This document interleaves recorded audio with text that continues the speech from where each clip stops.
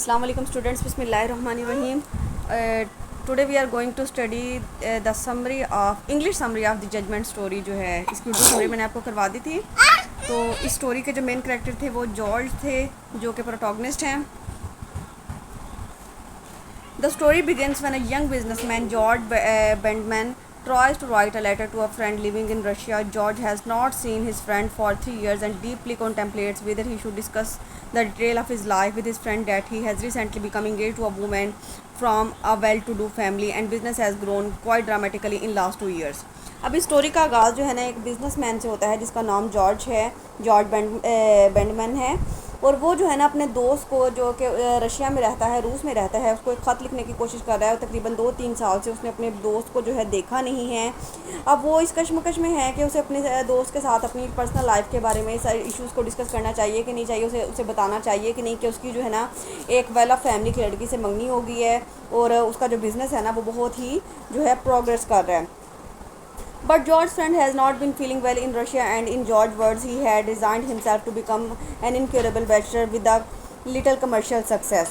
अब उसने लेकिन जो वो है ना उसका दोस्त जो रशिया में रहता है वो जो है ना कोई इतना वेल सेटल्ड नहीं है, तो मतलब यानी उसके जो है रिसोर्सेज इतने अच्छे नहीं है, उसका बिज़नेस उसकी जॉब इतनी अच्छी नहीं चल रही और as a result, George has kept most of the detail of his life secret from his friend, including his engagement and commercial success. तो अब यानी उसके दोस्त को बुरा ना लगे या उसके दिल पे जो है बुरी ना गुजरे कि यानी वो जो है तरक्की कर रहा है और वो पीछे है, तो इसलिए जो है ना उसने अपनी ज़िंदगी के बारे में जो हक़ाइक़ है ना अपनी शादी को लेके, अपने बिज़नेस को लेके अपने दोस्त से छुपा रखे हैं। As a result, George has kept most of the detail.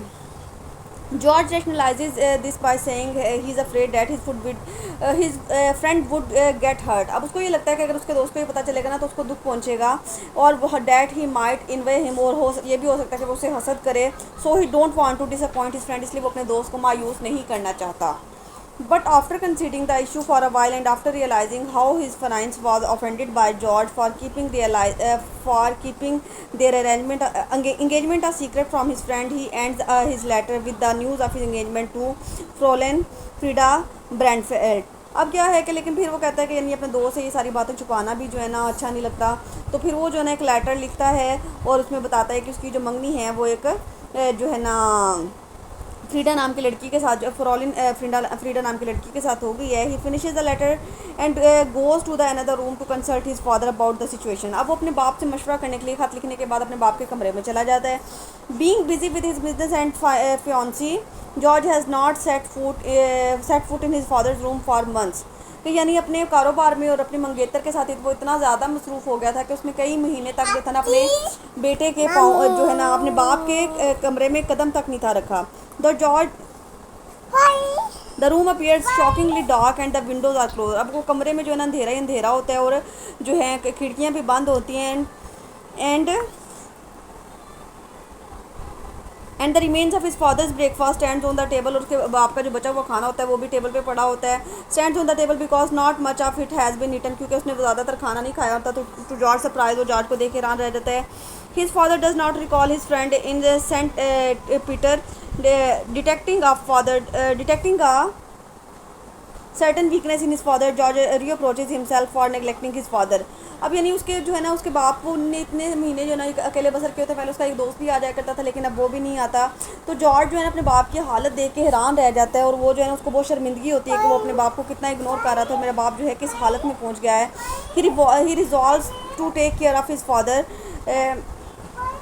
Now on and remove him from miserable condition. अब वो जो है ना ये इस बात का वादा करता है कि वो हमेशा अपने बाप का जो ख्याल रखेगा और उसे कभी भी अकेला नहीं छोड़ेगा. Then he carries his father to his room and lays him on his bed. फिर वो अपने बाप को उठा के जो है ना अपने कमरे में ले जाता है और अपने बेड पे लिटा देता है.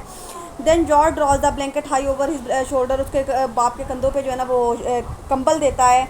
The father asks if is well covered. और बाप से पूछता है कि अब आप अच्छी तरह से कवर हैं. After George remarks don't worry. George के रिमार्क्स के बाद वो कहता है परेशान मत हो, you are all covered up. अब आप जो है ना अच्छे से कवर हैं. His father suddenly jumps out of the bed and start yelling at him. उसका बाप एकदम जो है ना बेड से जो उठ के खड़ा होता है और चीखने लगता है, उसके ऊपर चिल्लाने लगता है. In a dramatic show the father explains that only does he still remember who is George friend but he has also been communicating with his friend secretly and he knows everything. मतलब जब वो अपने बाप से मशवरा करते हैं ना कि उसको मुझे इसके बारे में मशवरा दें कि क्या मुझे अपने दोस्त को अपनी शादी के बारे में, अपनी मंगेतर के बारे में, अपने कारोबार के बारे में बताना चाहिए, तो पहले तो वो ये उसको कहता था कि नहीं वो उसको जानता ही नहीं है। फिर एकदम से जो है ना वो चीखते हुए जो है ना उठ के खड़ा हो जाता है और कहता है कि मेरा तुम्हारे दोस्त के साथ जो है ना बहुत गहरे ताल्लुकात हैं, हमारी खतों खिताबत भी होती रहती है, हम एक दूसरे को लेटर भी लिखते रहते हैं और तुम्हारे बारे में सारी जो बातें हैं ना मैंने उसको पहले ही बता रखी हैं।